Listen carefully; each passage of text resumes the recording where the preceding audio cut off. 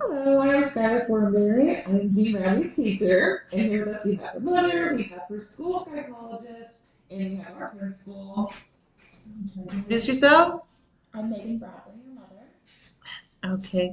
We did a series of tests for Jean because we noticed that through observations and her teacher reports that she was falling a little behind. So we wanted to see where she was at during these tests. So our first one we did was a universal nonverbal test where we looked at her memory, reasoning, symbolic, non-symbolic quotients, and her full scale IQ, which we noticed for the first two memory, or not first two, the reasoning and symbolic was she's very delayed, which means she's very far behind from her age level peers. Okay. With her memory, non-symbolic, and full scale IQ, she is just delayed. She's getting close to her same age peers, but still a little behind. Okay.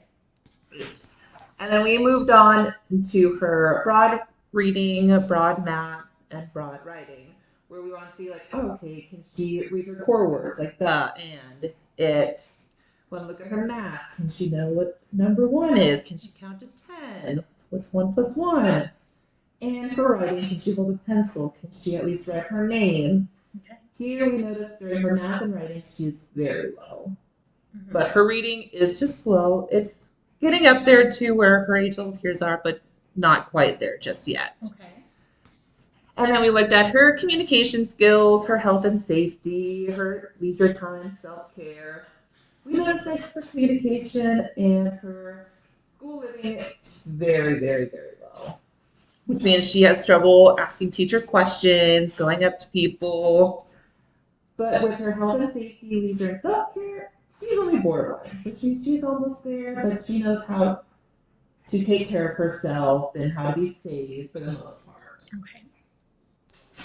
Yes. And then we were looking at her motor abilities for the wide range assessment. And this boy baseline is out of 100.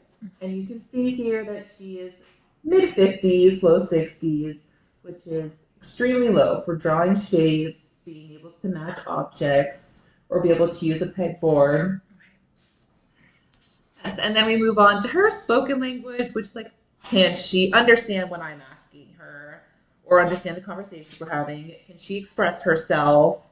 Okay. And in here, you can see out of the baseline of 100, she's in the 60s, which means she's not quite understanding what I'm saying. Got it. Okay. Nor can she express herself fully. Okay. Yes. So, given these things, we wrote a few goals for her. Our first one is more academic based.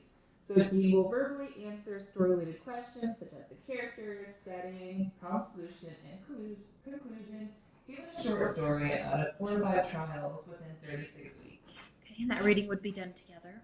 Yes, it will be done verbally. I will read the story, or my TA will be given the story, and then throughout that, we will be using either checklists, exit tickets, or observation to see how well she's doing. So checklist, we'll be going through. Did she state the character? Yes. Check. If she didn't, she doesn't get her check. Okay. Exit ticket will be done at the end of the lesson. It'll be story sequencing. So I'll go through. This happened, what happened next? Can she describe what happened next? Okay. And then observation is just being able to watch her progress through the weeks. How's she doing with me? How's she doing with the TA? Got it.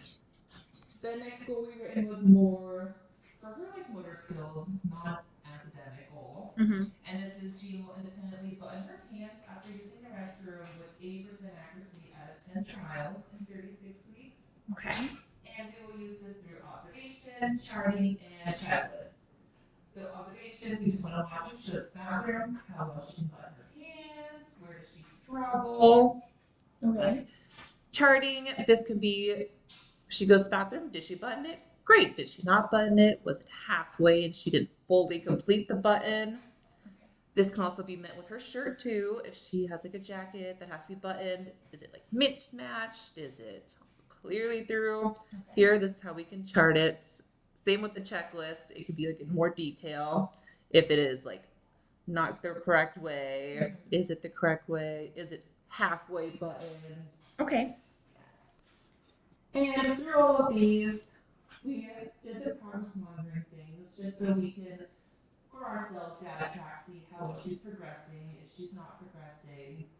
And within a couple weeks, we can see, great, is she doing good? Then we can continue this goal until she hits it.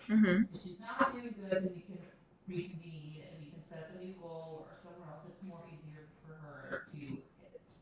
That sounds good. All right. Do you have any questions for me related to Eugene? No questions. All right. Well, it was nice meeting you. Thank you. I can't wait to continue working with you.